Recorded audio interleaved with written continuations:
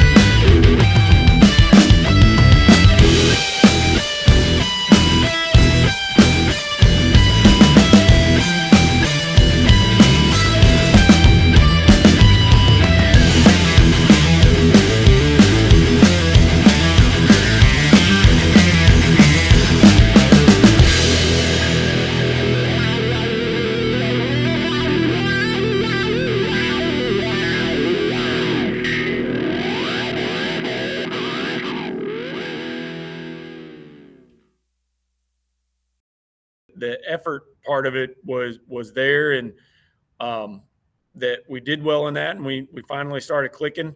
But it was, just short. That we got to figure out a way to finish those games off, and that's part of growth of a team, part of growth of a program, I think too. Just that when I first got here, just even as an assistant, I know for sure. But even as a head coach, our first year, when we got down by 3 touchdowns, the game was over. That typically we didn't even get close to clawing our way back. We'd still fight, but finding a way to make it happen.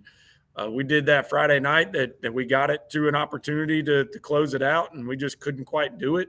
But I told the guys too. I said Crestwood's another quality opponent. We've played 2 really good football teams so far. With some matchup problems for us. And so just making us better. We talk about that battle or the competition as one of our core values, and that we want that. And so, nobody. The other thing it's bittersweet, but they were upset that we lost that game, and so that shows they care. But they weren't so down that I felt like we were going to struggle to have them ready come Monday to practice. So they've washed it, and we've had 2 good days of practice so far, and getting back after it. We struggled on certain downs and early on, and then finishing drives was another thing. We missed one opportunity, I know, in the red zone to get any sort of points, and then some other places. But once we kicked it into gear, we got it, and so. Early on in the season, it's a bit too of trying to figure out who's some of your playmakers and kind of who you can lean on, and we're still figuring that out. And again, I think some of it just goes up to we've played some good defenses and good teams overall. So we had a lot of key moments on offense that I thought we did well. And Trey running the ball 36 times. Again, that was something I've never been anywhere where one ball carrier has it that many times, but he basically gets stronger as the game goes on. And so we know that we can count on him to do that. And offensive line did a good job too of opening up holes, and Eli did a good job of coming in there and when Trey needed to break. And so, and then Brady stepping in when partway through the week that we knew he was going to have to be the starter. And so I thought he did a good job with that and just managing the game. And Helms did a good job catching the ball when it was his time. That we've been trying to figure out that how we're going to rotate guys on offense and defense. But overall, I was impressed, and think that we got a good thing going, and just to keep banging on the wall, and we'll be ready come region. Defense took us a little while to get going too. I had that conversation with them after the game that we can't give good teams 3 touchdowns and not play well. It came down to 3rd down, 4th down defense, and then the red zone defense again was kind of our big stumbling block. And so our guys have responded to that. But then at the end of the day, our defensive line, Derek Anthony had a really good game. Gabe Clyburn, he's starting at center too, so he played a lot of snaps. Hayden Williams is starting on offense also, basically at another the way in our offense ends up being another lineman, but at the H-back, played a lot of snaps. And then Devontae Bracey and JT Gandy, they had some good games there, or good play during the game. But then you look at the stat line and somebody like Fuller Sims that, we struggled in that first quarter, but then he ends up with 14 tackles and then has a pick that he almost runs back for a touchdown and just, ended up having a good game. And Colby Waters at linebacker had another good game. Then again, Cullen Ussery had 2 picks again. So, he's already up to 4 picks on the season. Eli Sal, he played quite a bit of time, and, so the effort's there. It's the mental part. And that's what I told them with it, is just being prepared for the game, that we got to do a better job of. We have something we grade them on, alignment and assignment, and we've had on both sides of the ball just too many errors there. And so I told them that's the mental part of the game. That's not the physical part. So we keep working at it. And again, defense has done a good job of having 2 good days of practice and are excited about Friday night. Special teams, we did a good job for the most part. They were kind of in the same boat. So I'm the one that goes in and grades special teams, and basically, we kind of counted as a win or a loss on each play. Did we win that play or did we lose that play? And I got some criteria that we use to measure that for the special teams. And early on, we got down where we were 7 in the hole, where they had beaten us on 7 special teams plays. And typically, unless we just get smoked, we don't normally get that many on special teams plays. And so we ended up though in the positive, but it was key plays later on and extra points that we did not do a good job of that slipped up. But again, that was somewhere where our starting kicker, he was banged up and not 100%. So we had Marshall Deese come in and help us out, and he did a phenomenal job in all the things that we asked him for kickoff and for place kicking. And the last one was we just had a breakdown in blocking, and we've already discussed that and gone over what we need to do that. But those plays are important, is what we stress to them. So overall though, special teams, I thought we did a good job, but there's of course stuff that we need to work on and get better at, and hopefully it doesn't catch up to us later on. Yeah, the crowd was great again, especially late in the game. That the players feed off that energy, and I think that was something that both coaches that we've played since this is the first time we've ever played, the AJ's ever played either Crestwood or Fairfield Central, have commented just on the atmosphere. We feel like we got one of the better stadiums in the state, and just that our crowd, that they get behind us and cheer us on. And do a great job with that. And hopefully that's what we continue to do that each of our home games. Just can't ask for a better feeling in high school to have a crowd know they're on your side, and just then the setup that we got. Well, our phrase this week is earn your stripe. So we talked about with them.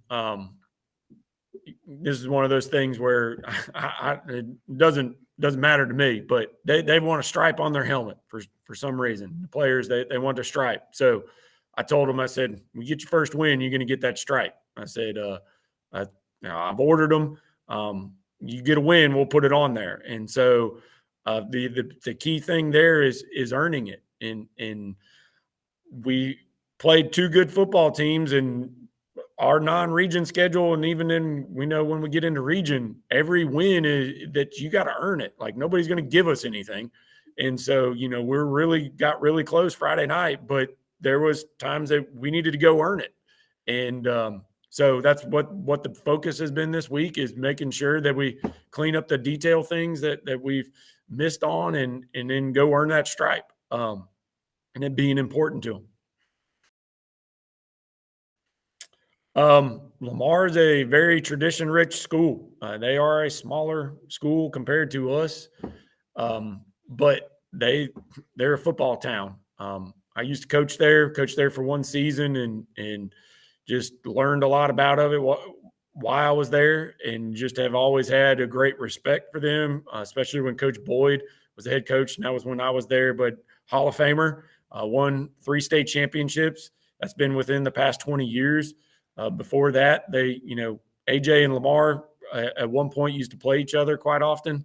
And so, it's one of those kind of for the older school crowd that they remember those games.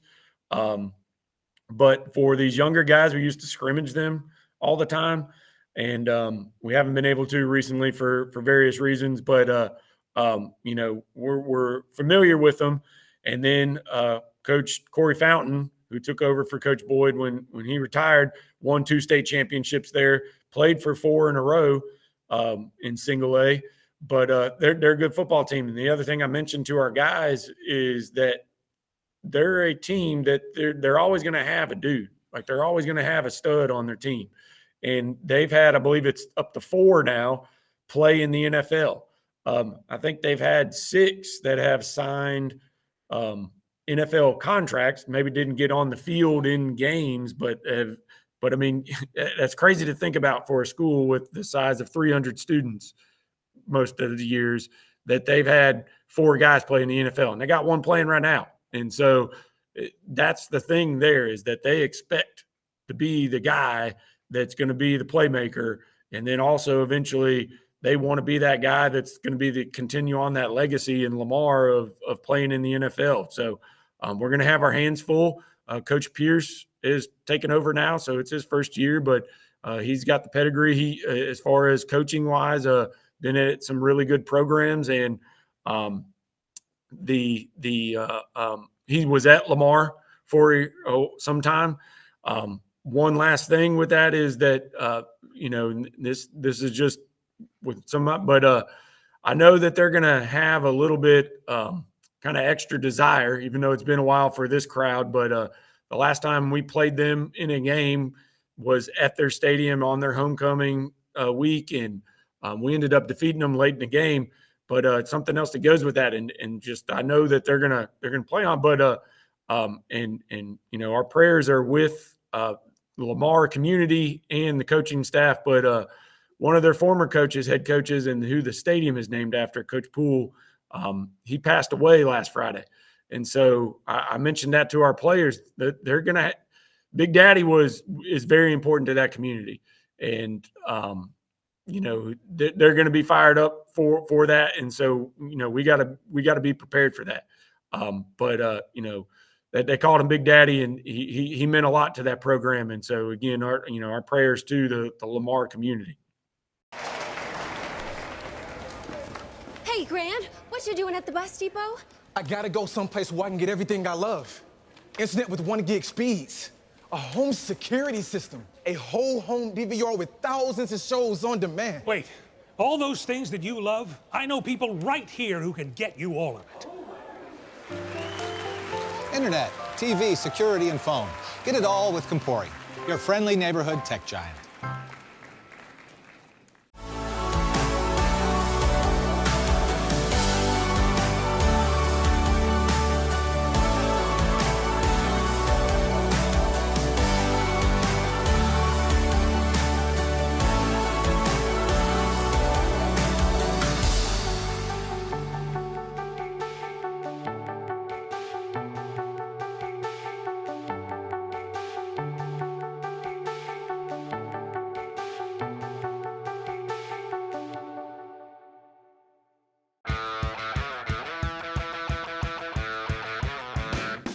Let's go! Oh yeah! Reach for the sky. We go!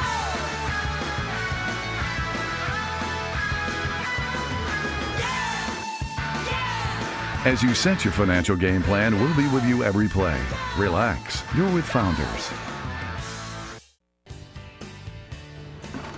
Hey, I'm Carter Osterhaus from HGTV, here with some tips on heating your home comfortably and responsibly, starting with your heating system. Even on the coldest days, nothing keeps your home warm and cozy like a high-efficiency, Energy Star qualified natural gas furnace. You can actually feel how warm the air is. And that's because a gas furnace delivers air that's up to 25 degrees warmer than the air from a heat pump. And you'll have warmer air inside and cleaner air outside.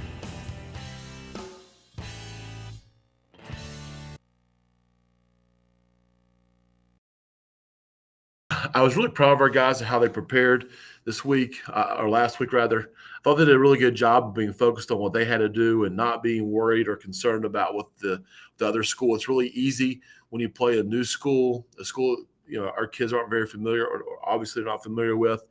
It's really easy for them to kind of look past them and to think that they're just going to show up and roll.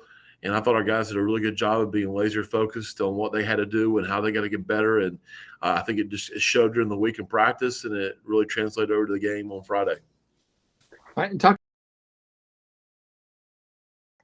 Well, I mean, we're continuing to get really good quarterback play from Jackson Scheidt. He's just doing a great job as a leader. Last game against Timberland, it was 15 for 16. He was 17 for 24 this week. Spread the ball out, got a lot of different receivers touches. Then we had like 9 or 10 different receivers catch a ball. So he's doing a really good job commanding the offense, running the offense, ran the ball well for us. And then we had Jaden Singletary back. And Jaden, there's a lot of really good players in this area, but I think Jaden's as good as anybody when he's healthy and he's back with us. He had 14 rushes for 192 yards and 2 catches for 30-some yards, had 3 touchdowns called back. in the game. So, just did a lot of really good things and really excited and proud of all the work that he's done to get to where he's at. And, so he played really well. Well, as a first for me, I was talking to some other coaching friends of mine, and they never had 3 pick sixes. So we had 3 interceptions returned for a touchdown in the game, 2 by the same player. Tamir Hickman Collins, we call him Ty, had 2 picks, only 2 picks returned for a touchdown. Miles Stinson, who's a captain, does everything for us. Second week in a row returning pick 6. So, anytime the defense can provide 21 points, it gives you you better win. You better win. And they did a great job.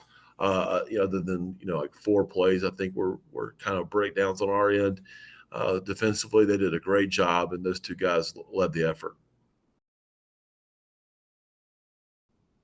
Well, this is the second week. Jordan Blades is taking over our kicking duties, and he just did a great job putting the kickers or putting their return game in some tight spots. We had a onside that we picked up and made a mistake on our end on the procedural part of it that kept it from keeping it into us, and just did a really good job putting the ball right where it needed to be on kickoff. Did a really good job on field goal -1. 1 field goal, so really pumped about what he can do, what he can provide. And I think our guys just did a really good job of buying into that aspect in the special teams. And I think it's going to really do a lot for us as we continue to go down in our region play. I thought our guys did a really good job of going on the road, taking on a new opponent. As we get into our region play, we got to be able to play well on the road. That's one thing that we struggled a little bit with last year. So I thought they did a really good job preparing and being mentally ready to go throughout the week, and then also on game day. Well, Fort Mill's good. I mean, I give a lot of credit to their coaches and really what the program is. They're physical. They play hard. I think the systems that they're running fit their players well.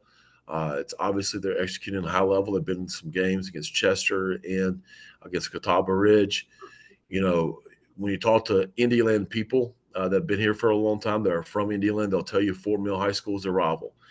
They grew up, when they grew up, Lancaster was such a bigger school than Indialand. The Indialand was playing Fort Mill and Buford. And so they, a lot of these people here really value the rivalry between Indialand and Fort Mill. And last year we couldn't play them because of COVID, and this year we're back with them. So we're really excited about this game. It's a home game for us, and it's going to be a great opportunity for us to really get a great test against a really good physical Fort Mill team. Hey, Grant, what you doing at the bus depot? I gotta go someplace where I can get everything I love. Internet with 1 gig speeds. A home security system. A whole home DVR with thousands of shows on demand. Wait, all those things that you love, I know people right here who can get you all of it. Internet, TV, security, and phone. Get it all with Compori, your friendly neighborhood tech giant.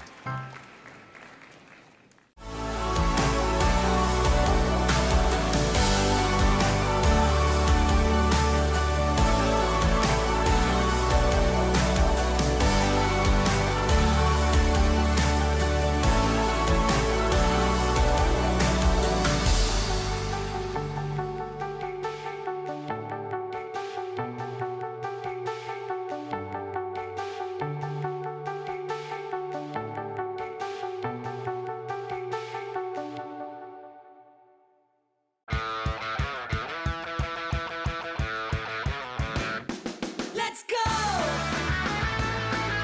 yeah!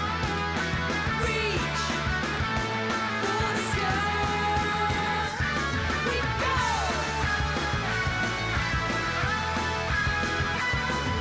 Yeah! Yeah! As you set your financial game plan, we'll be with you every play. Relax. You're with Founders. Hey, I'm Carter Osterhaus from HGTV, here with some tips on heating your home comfortably and responsibly, starting with your heating system. Even on the coldest days, nothing keeps your home warm and cozy like a high-efficiency, Energy Star qualified natural gas furnace. You can actually feel how warm the air is. And that's because a gas furnace delivers air that's up to 25 degrees warmer than the air from a heat pump. And you'll have warmer air inside and cleaner air outside.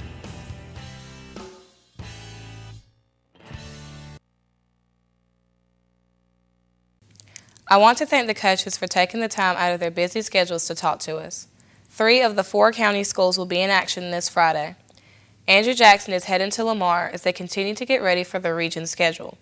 Beaufort has an open week while they continue to get better and prepare for the upcoming weeks.